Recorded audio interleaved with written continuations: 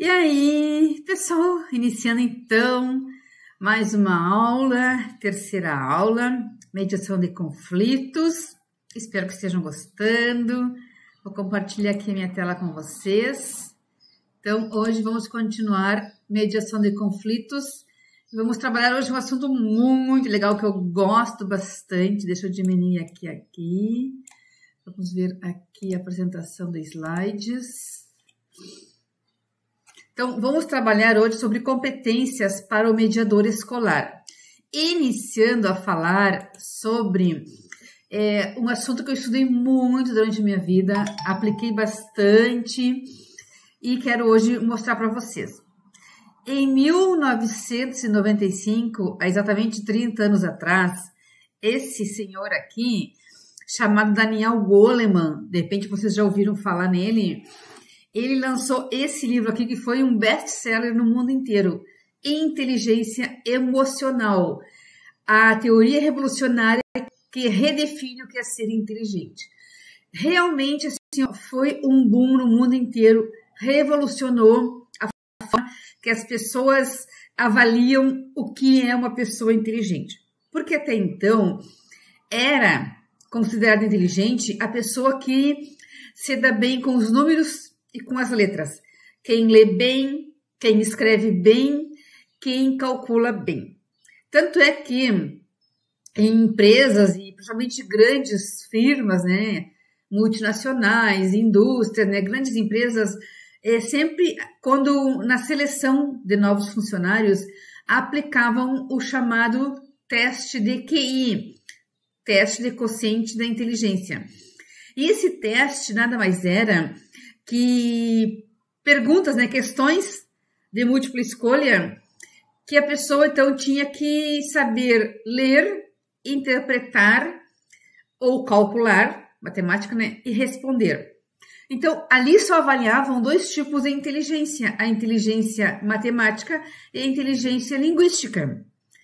Aí, com o lançamento do livro Daniel Goleman, Inteligência Emocional, revirou toda essa questão aí e colocou por terra de que a pessoa inteligente é aquela que apenas domina letras e números, mas que não adianta tu dominar muito bem letras e números, não adianta escrever bem, argumentar bem, falar bem, calcular bem, se tu não é uma pessoa inteligente emocionalmente, isso é, se tu não sabe lidar com as tuas emoções. E a gente vê pela história da humanidade grandes pensadores, pessoas inteligentíssimas, criadores de coisas importantes para a vida, para a sociedade, que morreram na miséria. Por quê? Porque eram inteligentes na cuca, né? Linguística e matemática, lógica, mas não souberam gerenciar a sua vida por causa das emoções. Pessoas muito briguentas, pessoas frustradas, pessoas depressivas, pessoas que colocavam empreendimentos fora porque não sabiam lidar até com a questão financeira. A questão financeira tem muito a ver também com o emocional, né? Porque a gente sabe que tem pessoas, quem tem dinheiro para isso, né? Pessoas que são compulsivas, que gastam para cobrir um certo vazio que tem na vida, né? Para compensar alguma frustração. Então, tudo isso aí então, tem a ver com as emoções. Então, não adianta ser uma pessoa gênio, se tu não lida com as tuas emoções. Então, a tua vida vai pro brejo. É isso então que ele mostrou, entre outras coisas. Eu li vários trechos desse livro através da internet e foi fantástico, assim, para minha vida. Eu comecei a colocar, desde quando foi lançado o livro, né, comecei a colocar em prática na minha vida tudo aquilo que ele falava, né, sobre emoções.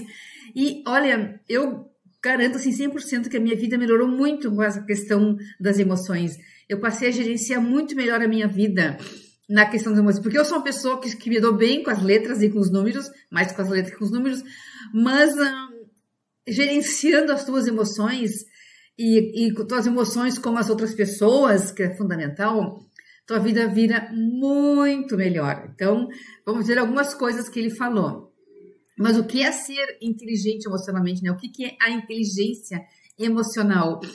é a capacidade de reconhecer, de compreender e gerenciar as próprias emoções, além de entender e lidar bem com as emoções dos outros. Claro, porque a gente não vive numa ilha sozinho, né? A gente lida com pessoas, a gente vive com pessoas. Então, além de lidar com as nossas próprias emoções, a gente tem também de lidar com as nossas emoções em relação aos outros. Não é lidar com as emoções dos outros, isso não tem como controlar, né? Mas lidar com as nossas emoções em relação aos outros. Em outras palavras, é saber equilibrar razão e emoção. Olha que isso não é fácil, só na prática. Eu consigo, 99% eu acho que consigo fazer, porque eu exercitei muito na minha vida isso. Então, equilibrar razão e emoção nas situações do dia a dia, seja para resolver conflitos, tomar decisões, trabalhar em equipe ou manter relacionamentos saudáveis, seja na família, no trabalho, com pessoas com quem a gente se relaciona afetivamente, na sociedade, na rua, enfim, né? É muito importante. Então, 5 habilidades principais para ser inteligente emocionalmente. Autoconhecimento emocional, reconhecer as próprias emoções e entender como elas afetam seus pensamentos e comportamentos. Às vezes tu tá pé da vida com alguém e aí tu fica furioso, mas aquilo, a fúria que tu tem por alguém, a raiva que tem por alguém, não afeta o outro, afeta a pessoa mesmo, afeta a nós mesmos, né? A gente que fica mal porque tá com raiva, a gente que fica mal porque tá com ódio da pessoa, isso não afeta o outro. A não ser que chega um momento em que tu vai lá e bate no outro, né? Acontecem coisas horrorosas quando tu descarrega as tuas emoções no outro. Mas quando tu não consegue lidar com as tuas emoções, quem fica mal é a gente. Então a gente tem que entender, não vou ficar assim, não posso ficar assim, porque isso não me faz bem, isso não vai me fazer bem. Então é muito importante a gente saber controlar, gerenciar as nossas emoções. Então, autoconhecimento é saber qual emoção não tá me fazendo bem. Às vezes a gente fica assim, ó, ai, que situação, eu tô com uma sensação muito ruim, parece que aconteceu alguma coisa. Não é, gente. A não ser que tu seja premonitiva, né? A não ser que tu seja sensitiva para saber o futuro, o que vai acontecer. Geralmente, se não estou me sentindo bem, alguma coisa vai acontecer, não sei o quê, é porque tu tá em ti mesma, lá no teu subconsciente, tá com alguma emoção não resolvida.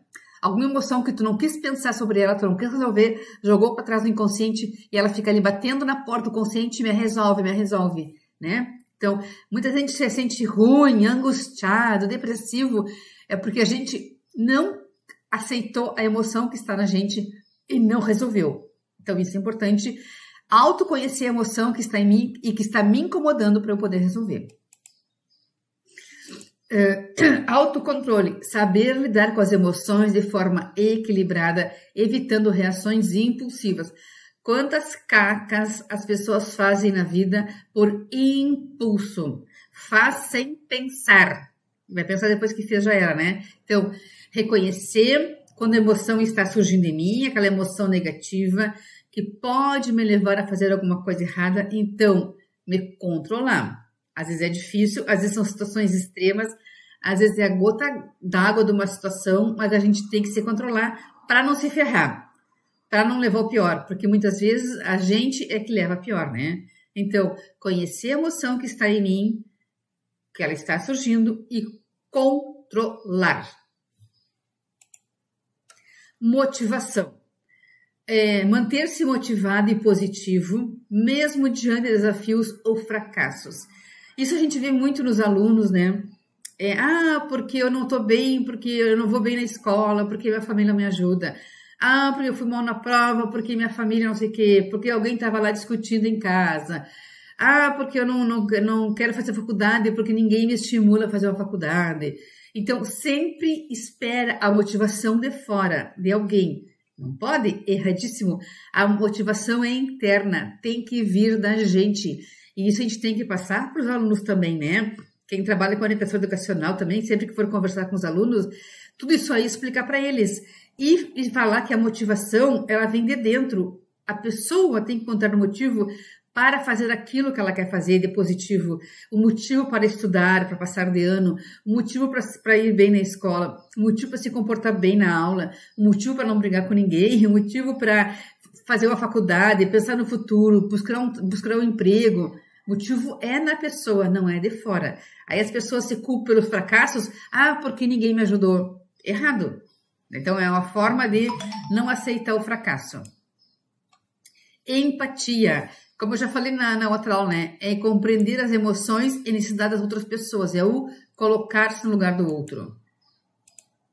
E habilidades sociais, saber se comunicar, resolver conflitos e construir bons relacionamentos. Gente, essa habilidade social está muito em baixa hoje em dia. Principalmente com a geração dos 30 anos para menos. Dos 30 para baixo, é uma geração que praticamente foi criada com games no celular, no computador, os videogames. É a geração que é para dentro, não sabe se comunicar, não sabe se expressar, não tem convívio social. Assim, eu participo de 2 grupos no WhatsApp, de grupos da sociedade, né? Assim, para notícias e fofocas, né? Mas mais é notícias. E aí, gente, todo dia aparece vagas de emprego. Todo dia aparece vagas de emprego. Mas qual é o requisito que todos pedem? Pessoas comunicativas e pessoas proativas.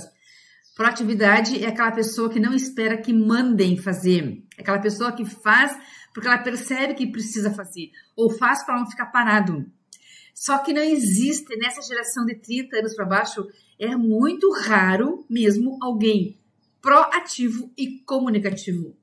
São adolescentes e jovens para dentro, que não expressam as emoções, que não sabem se comunicar. Eu tenho uma conhecida, ela tem 25 anos e ela não consegue emprego. Ela se formou em agosto, faz 1 ano que ela se formou em arquitetura e não consegue emprego em nada, assim, nada mesmo, não só arquitetura que é difícil, né? Porque ela não consegue se relacionar em grupo. Ela fala que a bateria social dela é muito baixa. Ela não gosta de ir em lugar que tem público, ela não gosta de passeios onde tem muita gente, ela não gosta de festa, se ela tem que ir numa festa, num aniversário, por exemplo, ela fica bem pouquinho e vai embora, porque a bateria social dela não aguenta aquele convívio. Então, ela não consegue emprego, porque pedem pessoas comunicativas e proativas. E eu conheço muitas pessoas de 30 anos para baixo que são assim, pessoas para dentro, né? Não se comunicam, não se expressam. Não é aquela pessoa que diz, oi, tudo bem, chega aqui para atender alguém, né? Num emprego, né? Precisa isso, né? Não sabe fazer isso. Então, existe trabalhos, não existe pessoas capacitadas para o tal, né? Bom, aí então o Daniel Goleman lançou então a ideia, a teoria das 2 inteligências emocionais, inteligência intrapessoal e inteligência interpessoal. A inteligência intrapessoal é para dentro, é como eu lido com as minhas emoções. Como eu falei então, será que eu consigo reconhecer a emoção que surge em mim? Será que eu consigo gerenciar essa emoção negativa? Então, é como que eu lido com as minhas frustrações, com as minhas não conquistas, com as minhas expectativas, com as minhas tristezas, como é que eu lido com isso? Então, a inteligência intrapessoal é a capacidade humana que permite utilizar um termômetro emocional, é a inteligência do conhecimento das próprias emoções. E a inteligência interpessoal é como eu me relaciono com os outros. Então, é essa questão que eu falei, né? Os jovens que não conseguem se relacionar com as pessoas à volta têm inteligência interpessoal muito baixa, baixíssima.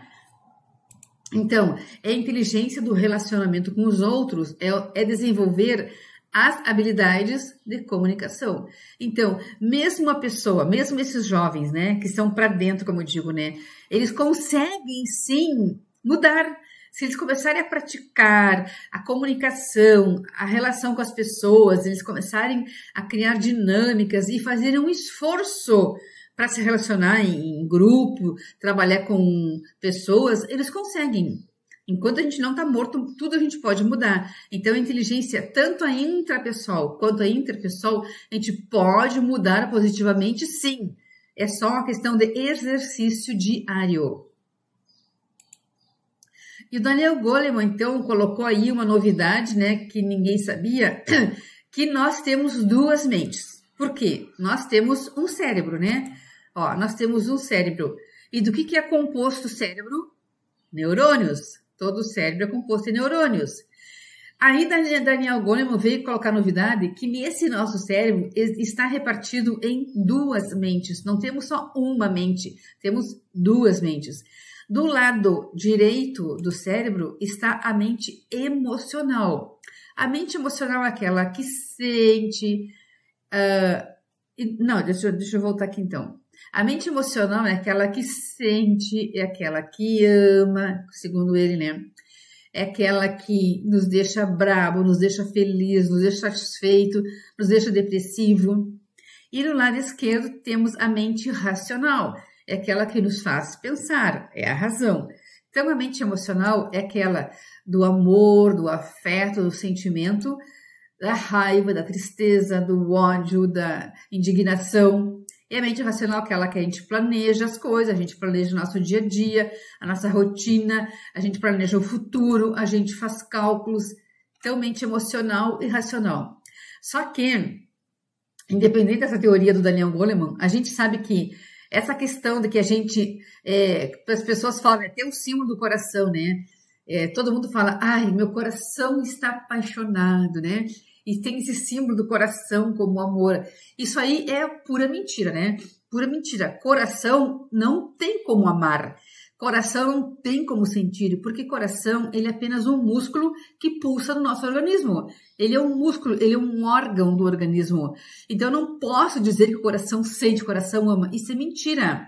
Se eu posso dizer que o meu coração sente, então eu posso dizer que o meu pâncreas sente, que o meu fígado sente, que o meu rim sente, porque todos são músculos do corpo.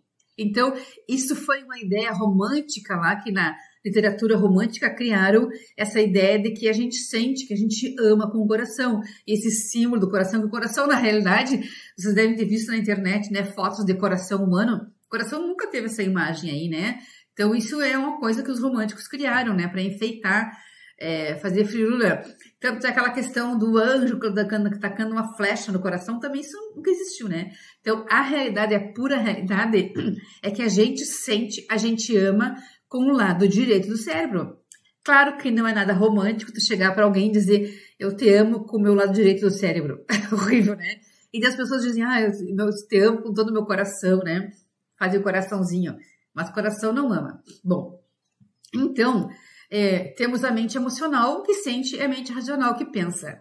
Aí acontece, e aí surgem os conflitos, independente do lugar ou situação ou pessoa, existe o chamado sequestro emocional. É por causa do sequestro emocional que surgem conflitos, qualquer tipo de conflito.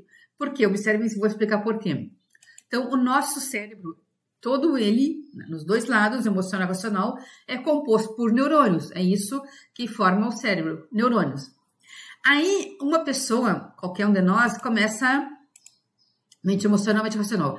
Qualquer pessoa começa a ficar braba, né? Tu fica indignado com alguém, tu fica bravo com alguém, tu começa a ficar com raiva. Quando tu começa a ficar indignado, começa a ficar com raiva, a mente emocional do lado direito começa a ferver, como dizem, estou fervendo de raiva. Começa a ferver. Então, para essa mente começar a ferver, ela precisa de força. De força. Então, ela sequestra neurônios da mente racional. E ela vai ficando com mais raiva. Mais neurônio ela sequestra para ter força.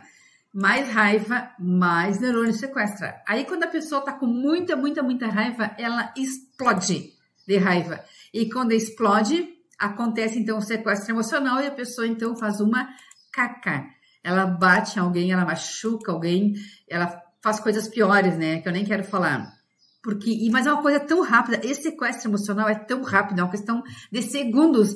Tanto é que é tão rápido que a pessoa, no momento, não consegue pensar.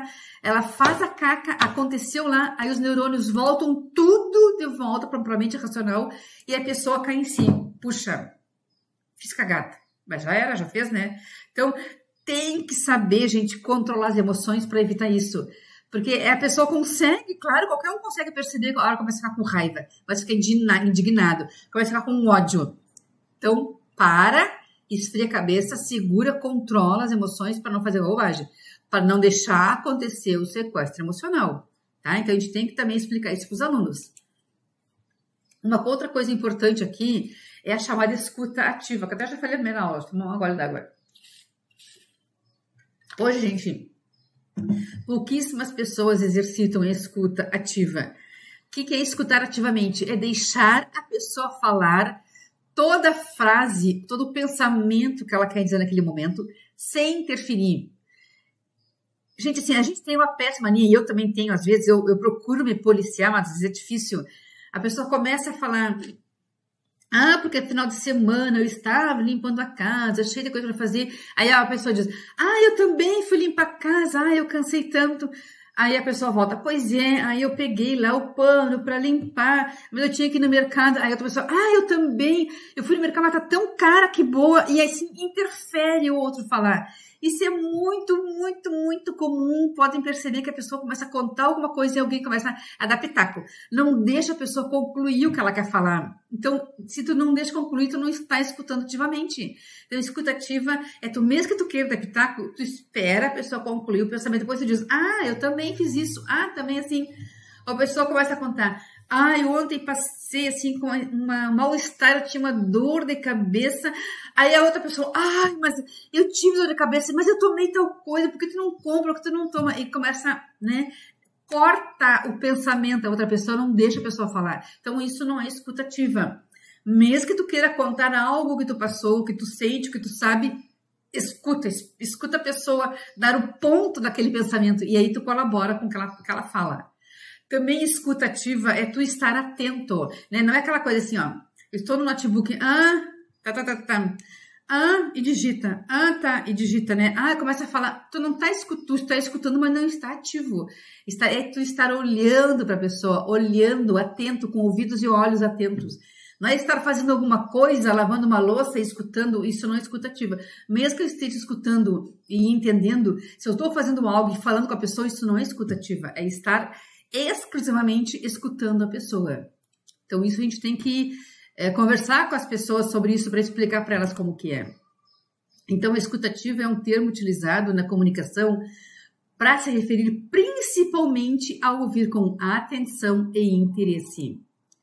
Em outras palavras, escuta ativa é quando o indivíduo mantém um diálogo com o outro, prestando total atenção e se interessando pelo assunto do seu interlocutor. Se interessando. A escuta ativa não se limita à fala, ela também abrange os sinais que nosso corpo dá durante uma conversa. Tem pessoas que às vezes gostam, né, de fazer gestos, se comunicar. Às vezes tu não tá falando, mas tu tá, a pessoa tá falando e tu tá balançando a cabeça, concorda?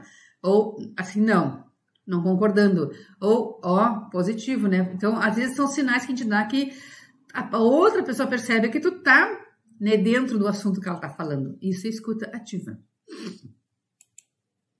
Como praticar escuta ativa? Olhar nos olhos, como eu falei, e demonstrar atenção. Repetir ou reformular o que a outra pessoa disse. Então, você está se sentindo, então a pessoa conta alguma coisa e depois lá, quando ela deu o ponto final, tu diz para retomar o assunto, então, tu tá se sentindo ruim, então, tu teve dor de cabeça, então, tu ficou frustrado, né? Então, espera a pessoa dar o ponto final no pensamento dela e aí tu colabora retomando alguma coisa que ela falou para mostrar que tu prestou atenção no que ela falou. Evitar julgamentos ou soluções apressadas. Então, tu não pode julgar pela primeira coisa que ela te disse, né? Ou deixa eu dar como resolver o problema dela apressadamente, né? Aquela coisa, né? Dar conselho sem saber se ele é próprio ou não, né? Então, escutar, pensar, conversar, trocar ideias. E se a pessoa quer uma opinião tua, aí tu dá. Benefício da escuta ativa. Faz com que os envolvidos se sintam respeitados e compreendidos. Porque se tu tá fazendo outra coisa, escutando o outro, ou não tá dando bola, quer dizer, fulano, eu tô falando, tu nem tá me dando bola. Isso falta respeito com a pessoa, né? Que tu não tá dando bola pra ela que tá falando contigo. Bom, também é importante falarmos sobre comunicação não violenta. o CNV, Comunicação Não Violenta. É bom ter até a questão, a orientação educacional.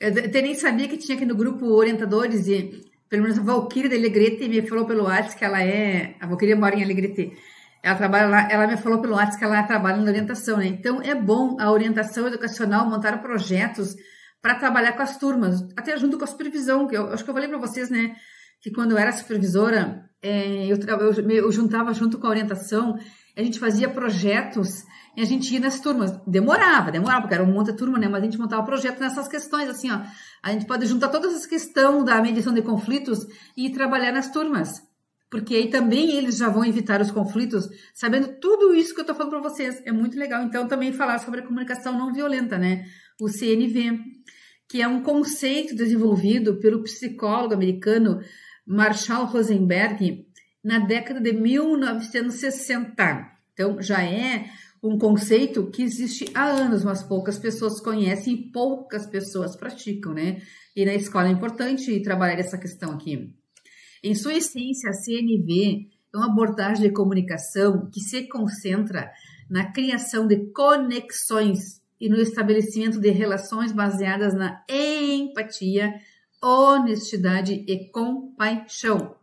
Ou seja, em vez de focar na crítica e na culpa para alguém, a CNV incentiva a expressão de sentimentos e necessidades, promovendo um diálogo respeitoso e uma compreensão mais profunda entre os indivíduos.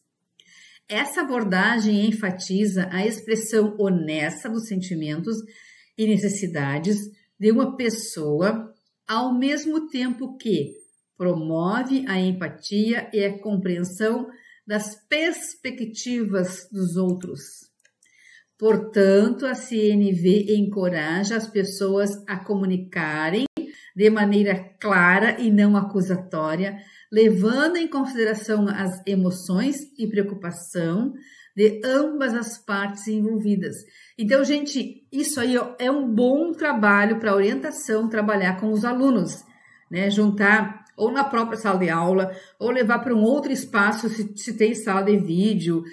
Também pode trabalhar com slide, é importante trabalhar com slide, com imagens, né? Para que eles já conheçam tudo isso e evitar conflitos. No momento que as pessoas conhecem o que elas podem evitar, ou como acontece, elas podem fazer um relacionamento melhor na escola, na sala de aula, né? Os 4 componentes da comunicação não violenta. Então, observação sem julgamentos, né? Então, tanto o mediador de conflitos da escola, seja voluntário ou seja personificado no setor, ele vai observar aqueles alunos que ele trouxe para conversar por causa de um conflito, ele vai observar sem julgar, como eu falei na outra aula, né? Ele não tem que dizer que se tu é certo, tu é errado. Ele tem que só observar para poder, então, mediar o conflito a partir tudo aquilo que eu já falei para vocês sobre como mediar, né?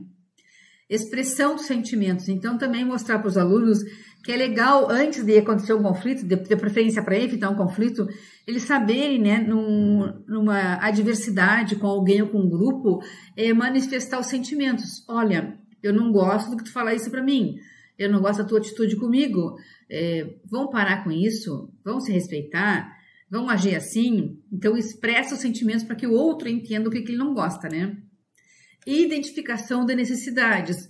Olha, eu quero que tu me respeite porque isso me deixa incomodado, porque tu não está respeitando o meu jeito de ser, tu não está respeitando a minha individualidade, no caso, uma deficiência que a pessoa tem, quer dizer, sofre bullying, né? Enfim, alguma coisa.